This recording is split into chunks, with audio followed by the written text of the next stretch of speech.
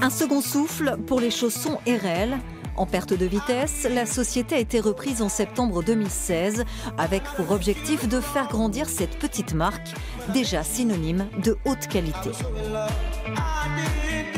Le nom Erel avait cette bonne réputation et ce qui était intéressant, c'est qu'il y avait aussi dans toute la France un réseau qui restait encore un réseau de 450-500 magasins qui représentaient ce produit.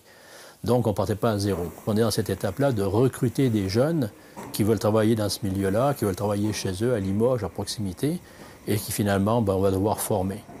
Former à un savoir-faire porté par le Made in France. Pour élaborer un chausson, 18 à 20 étapes sont nécessaires. Chaque tâche minutieuse doit être effectuée parfaitement.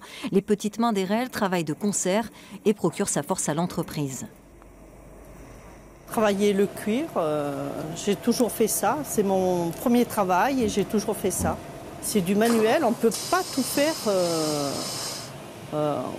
avec les machines, quoi. Il y a beaucoup de manuels et puis il faut avoir un doigté et puis tout ça, quoi.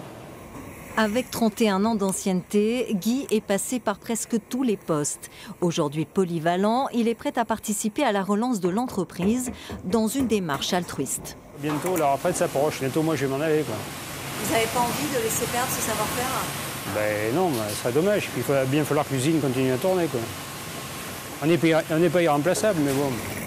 La plus-value d'Erel, sans doute sa technicité, celle du cousu américain, pour qu'aucune couture ne soit apparente, un geste précis et sans concession.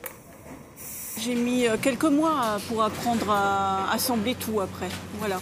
On a plein de choses à penser. Quand on fait du cousu américain, il faut penser à plein de choses. Quand je vois mon travail sur le chariot à la finition, ben je suis fière de ce que j'ai fait en fait.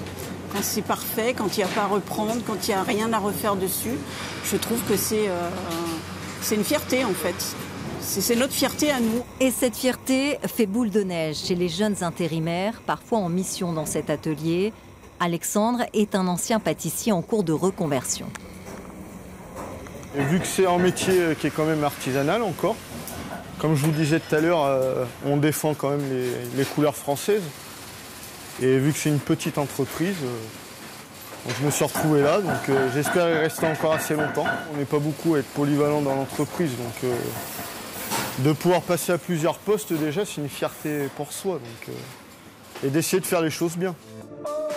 42 000 paires de chaussons sont vendues par Erel chaque année partout en France et un peu à l'export, comme cette commande de 300 pièces directement expédiée à New York. Côté recrutement, Erel recherche un chef d'atelier et plusieurs commerciaux, anglais parlés couramment, vivement conseillés.